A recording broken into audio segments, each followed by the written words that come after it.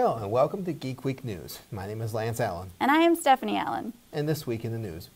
Despite recent evidence that the mind secretly behind the Skynet consciousness was none other than resistance leader John Connor, other evidence has been arising that indicates another mastermind behind that. Former military robot turned robo-hippie Johnny 5 has indeed been found to still be alive. Having disappeared from the public eye 28 years ago, evidence is coming out that he has not been idle.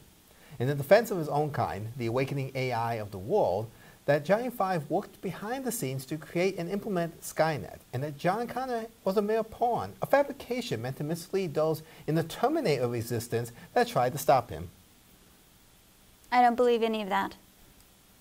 You believe in bad shrooms, but you don't believe in that I do not believe that there is such a thing as Skynet, and I don't believe that this world is going to end from robots.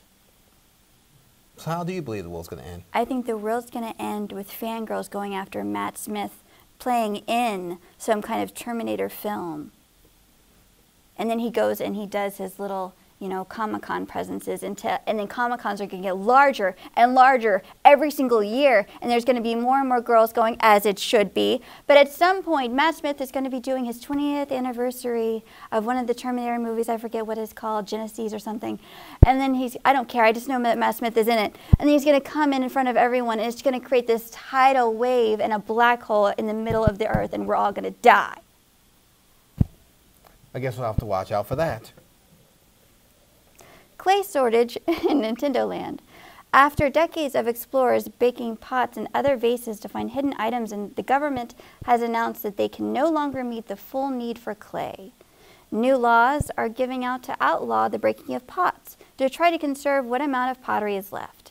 Naturally, explorers and adventurers are up in arms, claiming the loss in revenue from pot breaking would be detrimental to their adventuring careers and would keep them from competing in many of their quests, and put Nintendo Land at extreme risk from their many enemies. Now, I have to find fault in that. They need to step up there. I remember back in the day when you would hardly get any gold whatsoever in a game there. Now they want to get these fancy weapons and everything. Do your job, adventurers, or hang up your swords. That's what I say. I'm going to go against type and agree with you. Well, there's a time and place for everything. Okay. For many years, many theories have gone across the internet as to just how the Joker got his macabre scars. He himself has given multiple different stories as to their origins, but new evidence from Gotham Central Hospital lays out evidence that the whole ordeal may have been a freak flossing accident, just someone a bit overzealous for good oral hygiene. And if nothing else could make one into the Crown Prince of Crime, a freaking disfiguring flossing accident would definitely do it. And this is what I tell you every time I see you floss in that exact kind of way, to make that exact kind of mark. I tell you, what are you doing?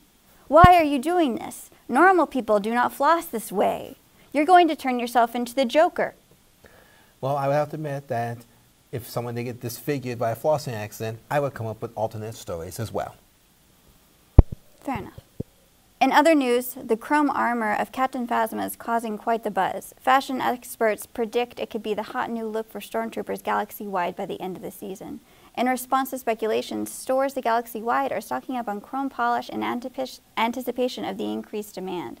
But will this really take off? Could this chrome look degree battle effectiveness?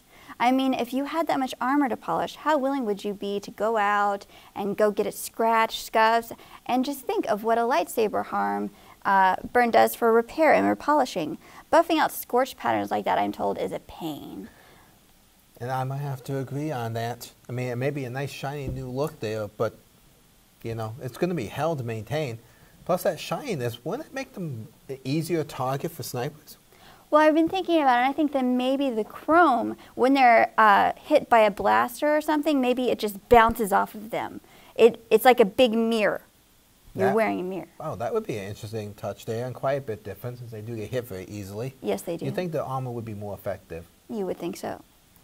But that is all for this week's Geek Week News. I am Lance Allen. And I am Stephanie Allen. Good night.